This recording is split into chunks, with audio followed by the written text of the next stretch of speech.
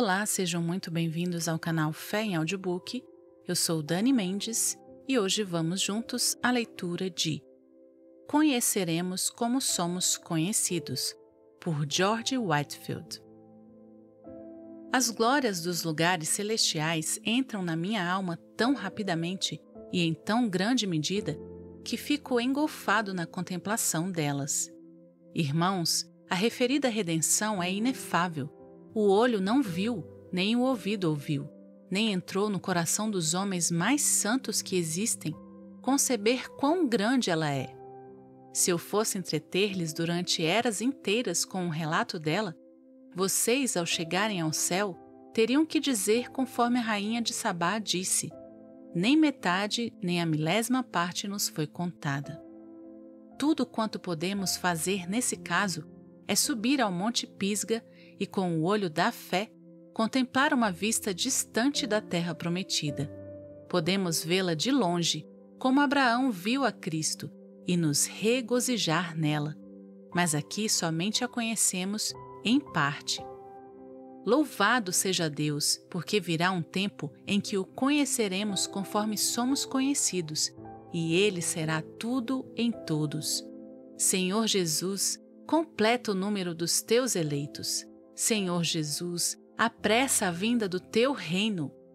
E agora, onde estão os zombadores desses últimos dias, os quais consideram loucura a vida dos cristãos e sem honra o fim delas? Infelizes, vocês não sabem o que fazem. Se tivessem os olhos abertos e sentidos para discernir as coisas espirituais, vocês não profeririam todo tipo de maldades contra os filhos de Deus, mas os estimariam como a pessoas excelentes da terra e invejariam a felicidade deles. Suas almas teriam fome e sede dessa felicidade. Vocês também se tornariam fanáticos por amor a Cristo.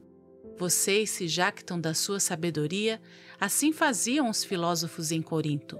Todavia, a sua sabedoria é estultícia aos olhos de Deus. Para o que lhes servirá a sua sabedoria, se não os tornar sábios para a salvação?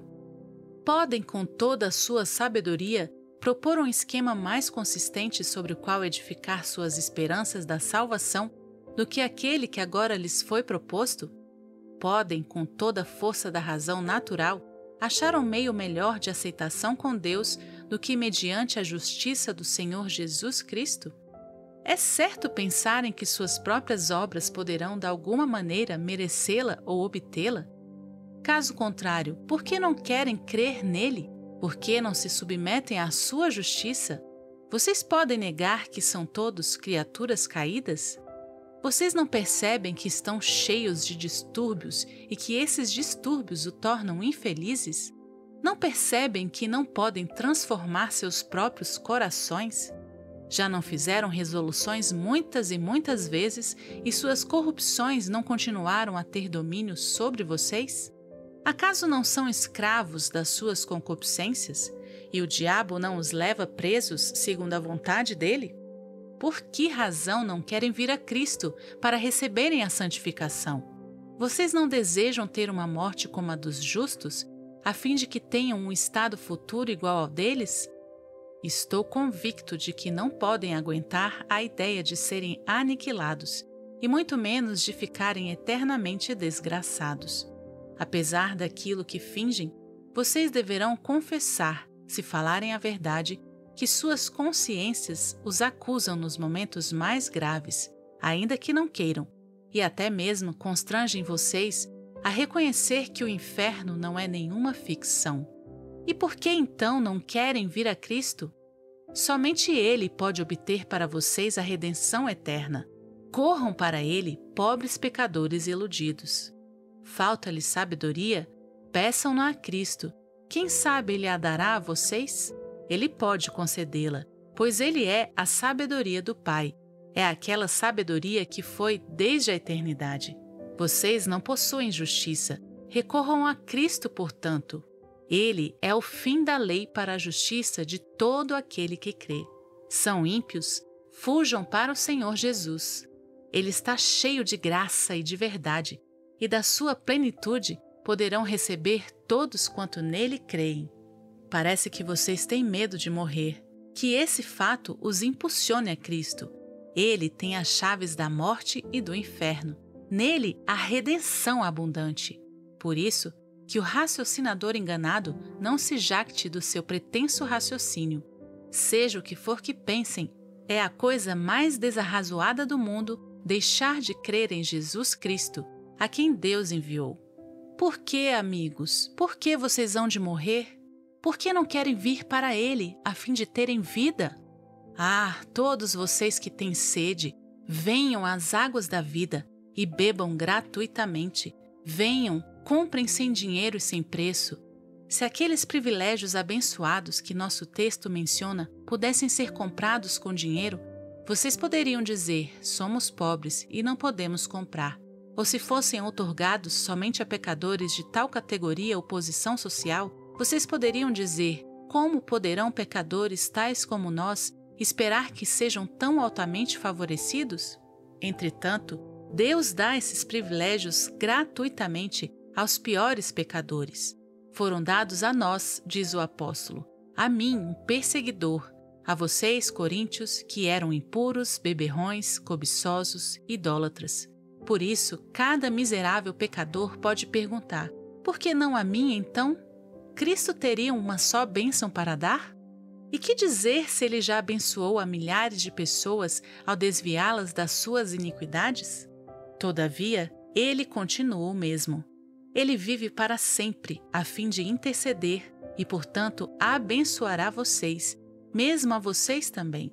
Embora, de modo semelhante a Esaú, vocês tenham sido profanos e até agora tenham desprezado a primogenitura proveniente do seu Pai Celestial, mesmo hoje, se crerem, Cristo se tornará da parte de Deus para vocês sabedoria e justiça e santificação e redenção. Mas preciso falar novamente aos crentes, cuja instrução, conforme salientei antes, este sermão visa especialmente. Vejam, irmãos, participantes da vocação celestial, que grandes bênçãos estão entesouradas para vocês em Cristo Jesus, seu cabeça, e os direitos que possuem ao crerem no seu nome. Tomem cuidado, portanto, para andarem na dignidade da vocação com que foram chamados. Pensem frequentemente nos grandes favores que receberam e lembrem-se, vocês não escolheram a Cristo, mas Cristo escolheu a vocês. Revistam-se, como eleitos de Deus, de humildade de coração e gloriem-se somente no Senhor, pois vocês nada possuem a não ser aquilo que receberam da parte de Deus. Por natureza, vocês eram tão astutos, tão legalistas, tão ímpios e estavam numa condição tão condenável como os demais. Sejam misericordiosos, portanto, sejam corteses, e visto que a santificação é uma obra progressiva, acautelem-se de pensar que já alcançaram tudo. Aquele que é santo, continue sendo santo, sabendo que aquele que é mais puro de coração desfrutará futuramente da visão mais nítida de Deus. Que o pecado que habita em vocês seja sua preocupação diária. Não somente lastimem e lamentem, mas cuidem de subjugá-lo diariamente pelo poder da graça divina. Olhem sempre para Jesus como sendo o consumador e não somente o autor da sua fé. Não se firmem na sua própria fidelidade, e sim na imutabilidade de Deus. Cuidem em não pensar que vocês estão firmes pelo poder do seu próprio livre-arbítrio. O amor eterno de Deus Pai deve ser a única esperança e consolo que vocês têm. Que esse amor o sustente em todas as provações. Lembrem-se de que os dons e a vocação de Deus são sem arrependimento.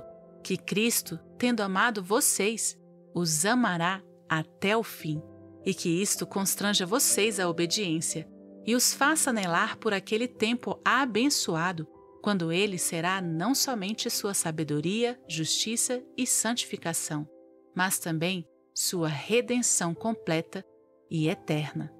Glória a Deus nas alturas!